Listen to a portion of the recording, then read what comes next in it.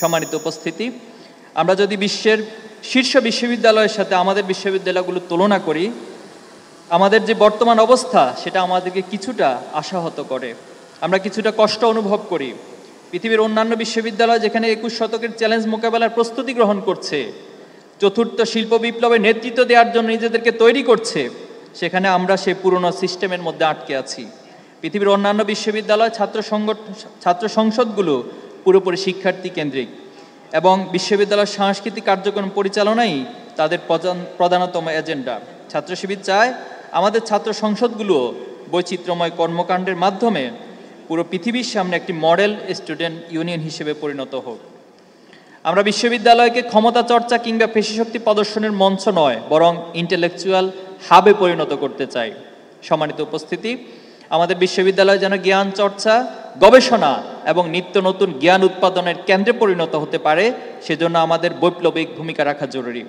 শিক্ষার্থীর প্রতিনিধি হিসেবে বিশ্ববিদ্যালয়ের সক্রিয় ভূমিকা রাখা উচিত। বিশ্ববিদ্যালয়ে সিনেট, একাডেমিক কাউন্সিল এবং পলিসি নির্ধারণের সব প্ল্যাটফর্মে ছাত্র সংসদের প্রতিনিধিরা তাৎপর্যপূর্ণ ভূমিকা পালন করবেন, আমরা সেই প্রত্যাশা করি।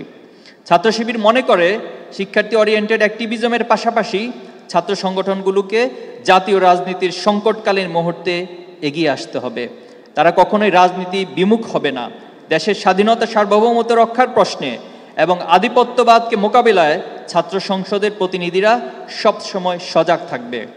জুলাই গণ অভ্যুত্থানের প্রেক্ষাপটে ফ্যাসিবাদী পরবর্তী বাংলাদেশে আমরা একটি নতুন বাংলাদেশ এবং রাষ্ট্র গড়ার স্বপ্ন দেখছি। তাই জুলাই গণ অভ্যুত্থানের স্পিরিটকে ধারণ এবং জুলাইয়ের আকাঙ্ক্ষা বাস্তবায়নে ছাত্র সংসদের সক্রিয় ভূমিকা রাখতে হবে। কারণ যে ছাত্র সংসদ নির্বাচনের মাধ্যমে আমরা বিজয় লাভ করেছি, সেটা জুলাইয়েরই অন্যতম ফসল ছিল। সুতরাং সে জুলাইয়ের আকাঙ্ক্ষা বাস্তবায়নের পথে যদি কেউ বাধা হয়ে দাঁড়ায়, আমরা একযোগে সকলে সোচ্চার ভূমিকা পালন করবো ইনশাআল্লাহ। সম্মানিত উপস্থিতি, ইসলামী ছাত্র শিবির ক্যাম্পাসগুলোতে সব অবস্থানে বিশ্বাস করে। আমরা সকল মত, সকল আদর্শ, সকল ভিন্ন মতের প্রতি শ্রদ্ধা নিবেদন করি। আমরা বিশ্বাস করি আপনারা শিক্ষার্থীদের প্রতিনিধি হিসেবে ক্যাম্পাসে একটি সুন্দর এবং সহ অবস্থানের পরিবেশ নিশ্চিত করবেন, যেখানে প্রত্যেকে তার নিজস্ব রাজনৈতিক মতাদর্শ এবং মূল্যবোধ প্রকাশ করতে পারবে, যেখানে ভিন্ন মত পোষণ করার কারণে একজন শিক্ষার্থী নিপীড়নের শিকার হবে না। আমরা আশা করতে চাই আপনাদের প্রচেষ্টার মধ্য দিয়ে অপরাজনীতি মুক্ত শিক্ষার্থী বান্ধব নতুন রাজনৈতিক সংস্কৃতি ক্যাম্পাসগুলোতে তৈরি হবে। আমরা দৃঢ়ভাবে বলতে চাই, ইসলামী ছাত্র শিবির যতদিন ছাত্র সংগঠনগুলোর এবং ছাত্র সংসদের নেতৃত্বে আছে, ততদিন বিশ্ববিদ্যালয়গুলোতে গণরুম, গেস্ট রুম নামক দাস প্রথার জোর করে দলীয় মিছিলে নিয়ে যাওয়া, যেখানে একজন শিক্ষার্থী ক্ষমতার দাস বানিয়ে রাখা হতো, এরকম বাজে কালচার কখনো ফিরে আসবে না ইনশাআল্লাহ। সম্মানিত উপস্থিতি, আমরা বর্তমানে একটি সংকটময় পরিস্থিতির মধ্য দিয়ে পার করছি। বিশেষত জুলাইয়ের যে আকাঙ্ক্ষা রাষ্ট্র ব্যবস্থা সংস্কার, এ বিষয়ে কিছু রাজনৈতিক দল ভিন্ন স্ট্যান্ড গ্রহণ করেছে। আমরা সকলের প্রতি উদাত্ত আহ্বান জানাই, আপনারা জুলাইয়ের আকাঙ্ক্ষা বাস্তবায়নে দলীয় সংকীর্ণতার ঊর্ধ্বে উঠে আন্তরিকতার পরিচয় দিন।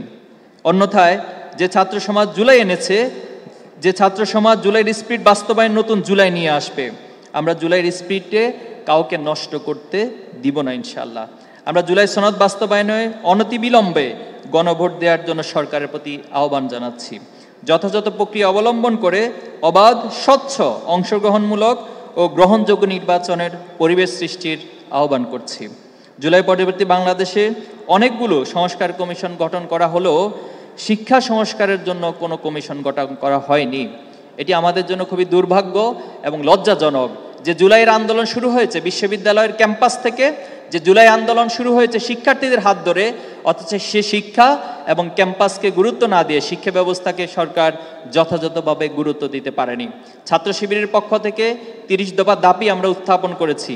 আমরা সরকারের কাছে আহ্বান জানাচ্ছি, বাংলাদেশের একটি গ্রহণযোগ্য, সবার কাছে একটি আন্তর্জাতিক মানসম্পন্ন এবং নৈতিক মূল্যবোধের উপর ভিত্তি করে যে শিক্ষা ব্যবস্থা প্রণয়ন হওয়া প্রয়োজন, ছাত্র শিবিরের 30 দফা বাস্তবায়নের মধ্য দিয়ে সেটা অনেকটাই কার্যকর হবে ইনশাআল্লাহ। আমি পরিশেষে আজকে যারা এখানে কষ্ট করে সময় দিয়েছেন, আপনাদের অনেক ব্যস্ততার মাঝেও আমাদের এই অংশগ্রহণে আমাদের এই প্রোগ্রাম সফল হয়েছে, এজন্য কৃতজ্ঞতা জানাচ্ছি, আন্তরিকভাবে ধন্যবাদ এবং মোবারকবাদ জানাচ্ছি। পরিশেষে বলতে চাই যে বাংলাদেশ আজ এতগুলো বছর পার করেছে, একটি রাষ্ট্রকে পৃথিবীর বুকে মর্যাদাশীল এবং উন্নত রাষ্ট্র করার জন্য এত সময়ের প্রয়োজন ছিল না। কিন্তু আমাদের দুর্ভাগ্য, যারা এই রাষ্ট্রকে নেতৃত্ব দিয়েছেন, এই রাষ্ট্রের কল্যাণের কথা কখনোই তারা চিন্তা করেননি। আমি প্রত্যাশা করব ছাত্র সংসদের মধ্য দিয়ে যে নেতৃত্ব তৈরি হয়েছে, আগামী দিনে আমরা সকলে মিলে, সকল দল মত পথের ঊর্ধ্বে উঠে কাঁধে কাঁধ মিলিয়ে আমাদের এই বাংলাদেশকে গড়ে তুলব ইনশাআল্লাহ। আমরা সকলকে আবারও ধন্যবাদ ও মোবারক জানিয়ে আমার কথা এখানে শেষ করছি। আসসালামু আলাইকুম ওয়া রাহমাতুল্লাহ।